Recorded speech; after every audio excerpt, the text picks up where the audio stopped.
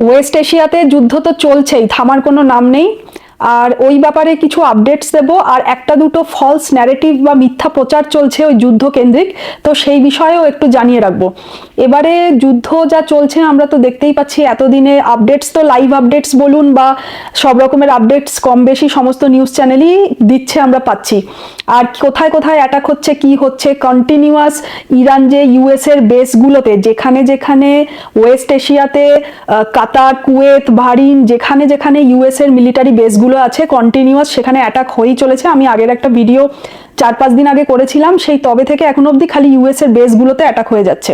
আর অদ্ভুতভাবে দেখা যাচ্ছে এতগুলো যে মিলিটারি বেস যেখানে যেখানে আছে ওয়েস্ট এশিয়ার, সৌদিতে, কাতারে, কুয়েতে, এখনো অবধি এত অ্যাটাকের পরেও কিন্তু পুরো ওয়েস্ট এশিয়ার কোনো বাকি দেশগুলো যুদ্ধ ঘোষণা করেনি ইরানের এগেনস্টে। এটা কিন্তু খুব দেখার বিষয়। তো যাই হোক, যেটা আমি বলছিলাম যে সেটা তো আমরা জানি ইউএস এর বেসে অ্যাটাক হয়ে যাচ্ছে।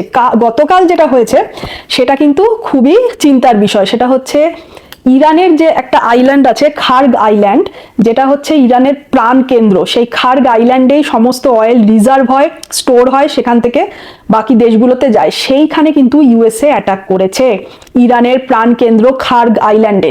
তো এরপরে কি হয় সেটা কিন্তু খুবই চিন্তার বিষয়। আর ইরান কি করেছে, ইউএস এর বেসগুলোর সাথে সাথে আরেকটা ভীষণ গুরুত্বপূর্ণ জায়গায় অ্যাটাক হয়েছে, সেটাও ওই সঙ্গে সঙ্গেই হয়েছে, সেটাও খুবই চিন্তার বিষয়।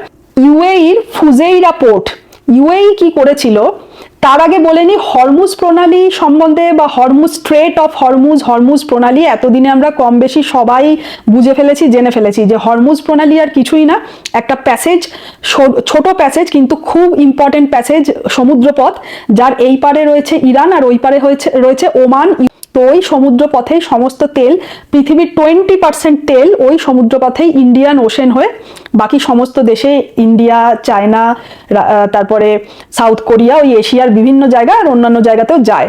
তো এই জায়গাটায় আমরা জানি যে ওয়েস্ট এশিয়াতে যুদ্ধ বাঁধলেই এই হরমুজ প্রণালীতে আঘাত আসবে। আর এতদিন ধরে আমরা সমানে এটা তো শুনেই চলেছি, হরমুজ প্রণালী বন্ধ, হরমুজ প্রণালীর এখানে অ্যাটাক হচ্ছে, ওখানে অ্যাটাক হচ্ছে, কোনো শিপ যেতে পারছে না, প্রচুর শিপে অ্যাটাক হয়েছে, আমরা সব শুনেছি। তো এই যে হরমুজ প্রণালী ছাড়াও তো অনেক নন হরমুজ প্রণালী রয়েছে, তার মধ্যে সেগুলো আলাদা। এছাড়াও ইউএই কি করেছিল বুদ্ধি করে, ইউএই একটা পোর্ট ছিল ফুজেইরা পোর্ট, সেটা একটা বানিয়ে রেখেছিল, সেখান থেকে একটা পাইপলাইন, যেই পাইপলাইন বানিয়ে রেখেছিল যে এই ধরনের যুদ্ধকালীন পরিস্থিতিতে কি করবে, সেই পাইপলাইনটা ওমানে যাবে, ওমানের ইস্ট সাইডে। তো ওমান হয়ে সেটা চলে যাবে আরবিয়ান সি, যা ইন্ডিয়ান ওশেনে, যাতে করে এই হরমুজ প্রণালীকে অ্যাভয়েড করা যায়। এইবারে ইরান কি করেছে, ইরান কিন্তু এই ফুজেইরা পোর্টেও কিন্তু অ্যাটাক করেছে, কারণ ইরান ভালো করে জানে যে এই জায়গাটা যদি চলতে থাকে তাহলে আমি যা যা করে যাচ্ছি সেগুলো কোনো কাজেই আসবে না। এই পোর্টটাকে ইউজ করে কিন্তু প্রচুর বিরাট অঙ্কের একটা তেল কিন্তু যাতায়াত হচ্ছিল। তো এই পোর্টটাকে ইরানকে এখানে অ্যাটাক করতেই হতো। তো এই দুটো জায়গা, এদিকে হচ্ছে ইরানের খার্গ আইল্যান্ড, এদিকে ফুজেইরা পোর্ট, সমস্ত ইম্পর্টেন্ট জায়গায় কিন্তু অ্যাটাক হয়েছে। তো এটার ফলে যদি এখন পুরো পৃথিবীর বিভিন্ন দেশে অলরেডি যুদ্ধ চলাকালীন, এখানে কিন্তু আমি একটা ভীষণ ইম্পর্টেন্ট ইনফরমেশন দেব। আর আপনাদের যদি যারা ভারতের ভালো চান না, তো তারা যদি এখন ইচ্ছা করে বলেন আমি মিথ্যে কথা বলছি বা ভুল বলছি, আপনারা সমস্ত অথেন্টিক চ্যানেলে ইন্টারনেটে দেখে নেবেন যে সারা বিশ্বের বিভিন্ন দেশে কিন্তু 15-20% অয়েলের দাম বেড়েছে। একমাত্র ভারত কিন্তু এখনো স্টেবল আছে, ভারত সেভাবে অয়েলের দাম বাড়ায়নি। কেন, তার চার্ট তো আপনারা অলরেডি দেখতেই পাচ্ছেন, আমি দেখাচ্ছি, আপনারা নিজেরাও সার্চ করে নেবেন। ভারতের এখনো অবধি প্রায় বাড়েনি বললেই চলে, কারণ ভারত, এখানটা খুব ইম্পর্টেন্ট শুনবেন, যে ভারত কিন্তু বলেছে তার কাছে যথেষ্ট পরিমাণ অয়েল রিজার্ভ আছে, নর্মাল রিজার্ভও আছে, এছাড়া স্ট্র্যাটেজিক রিজার্ভও আছে বিশাখাপট্টনমে। স্ট্র্যাটেজিক রিজার্ভ মানে ওই যুদ্ধকালীন পরিস্থিতি বা যে কোনো এমার্জেন্সি পরিস্থিতিতে যখন অয়েলকে রিলিজ করতে হয়, ক্রুড অয়েল রয়েছে ভারতের কাছে। তো আর সেটাও বলেছে যে এই যে রিজার্ভটা রয়েছে এটা 7 থেকে 8 সপ্তাহ চলার মতো, প্রায় 2 মাস চলার মতো অয়েল ভারতের কাছে রয়েছে। আরেকটা অবশ্যই বড় কারণ ইন্ডিয়ার রিজার্ভের, অয়েল রিজার্ভের, সেটা হচ্ছে রাশিয়ার অয়েল আসা। সেটা কিন্তু কোনো বন্ধ হয়নি, সেটা ভালো মতো চলছে। ওটা নিয়ে আমি একদম শেষে আরো অনেক কিছু বলার আছে আমার। যাই হোক, তো যেটা বলছিলাম, এই হরমুজ প্রণালী ছাড়া কিন্তু আরো অনেক প্রণালী আছে আমরা জানি। তার মধ্যে ভারত কোনটা সবচেয়ে বেশি ইউজ করে? এই রাশিয়ার অয়েল বা এই ওয়েস্ট এশিয়ার যে অয়েল আসে ভারতের কাছে, সেটা হচ্ছে ব্যাবেল ম্যান্ডেব আর হচ্ছে সুয়েজ, এই দুটোর উপরে ভারত ডিপেন্ডেন্ট। আর ইন্টারনাল বিষয়ে আমি যেহেতু সবসময় এক্সটার্নাল ফরেন রিলেটেড, ভারতের সাথে রিলেশন এসব নিয়ে কথা বলি, ইন্টারনাল বিষয়ে যদি কথা বলি, যে এই যে এলপিজি নিয়ে যা চলছে, একটা ভয়ঙ্কর ভাবে প্যানিক ক্রিয়েট করে, আতঙ্ক ক্রিয়েট করে, প্যানিক বাইং করে, মানে আতঙ্কে এসে এক একজন অনেকগুলো করে বুক করে ফেলে একটা পুরো দেশে। কিন্তু আমরা জানি যে দেশে, আমার এই নিয়ে আর বলার কিছুই নেই, যে দেশে তো এত শত্রুর অভাব নেই যে ভারতের কোনোদিন বিদেশের বাইরের শত্রুর দরকারই পড়ে না। তো এত বড় জিওপলিটিক্যাল প্রবলেমে সবাই একসাথে না থেকে ইন্টারনাল পলিটিক্স অলরেডি হচ্ছে। অনেক খবর এসছে, অনেক জায়গা থেকে ধরছে, অনেক নিউজ চ্যানেলরা অনেক হেল্প করছে।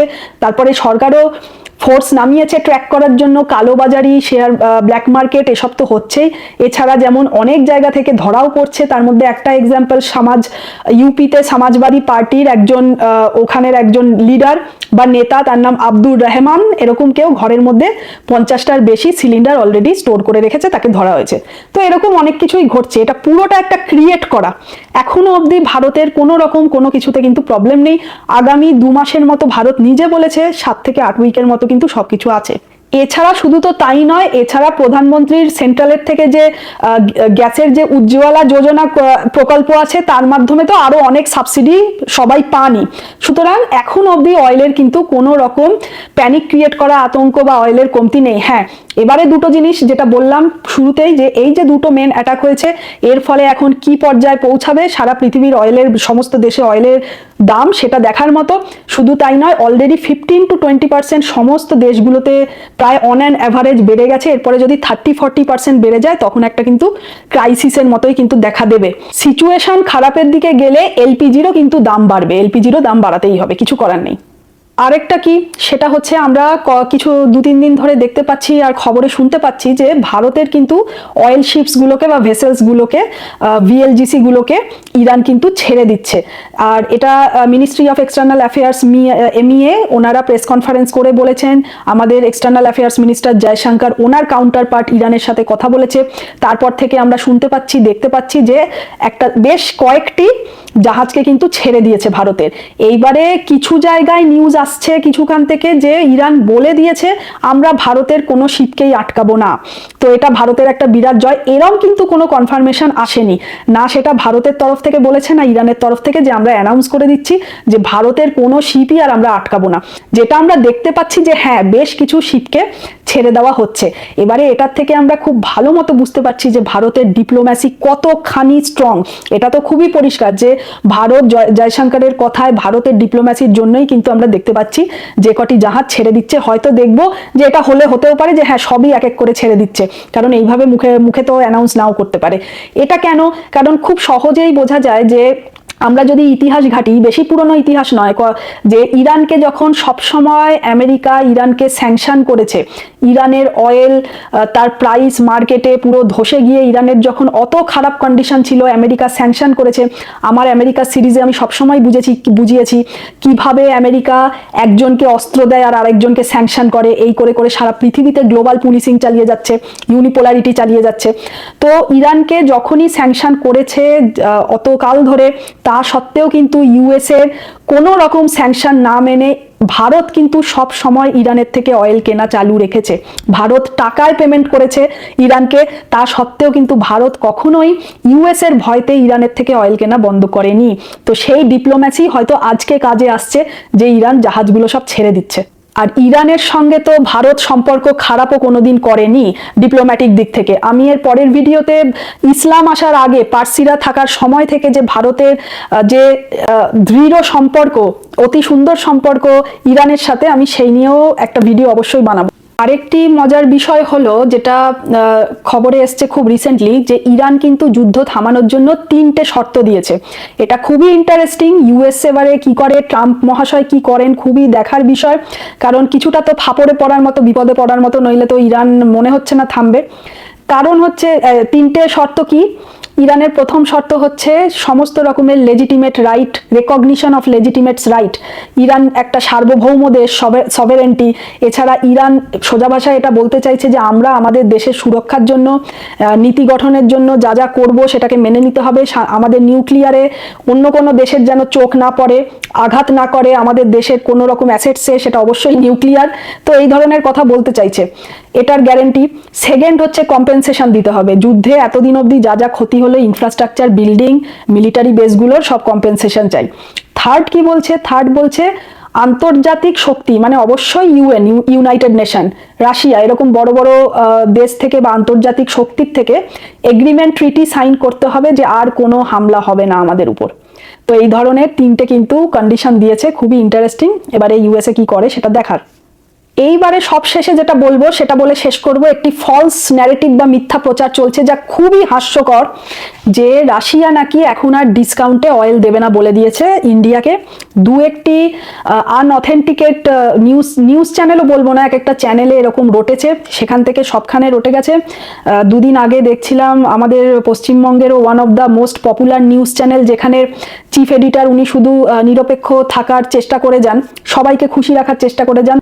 আমি তাকে রিকোয়েস্ট করব, তার চ্যানেলে বসে কেউ যদি ভুল খবর দেন, আপনার উচিত as a news reporter, news channel, সেটার সঠিক খবর আনা বা তাকে কাউন্টার করা, কোথা থেকে আপনি এই খবর পেয়েছেন বা সঠিকটা বলা।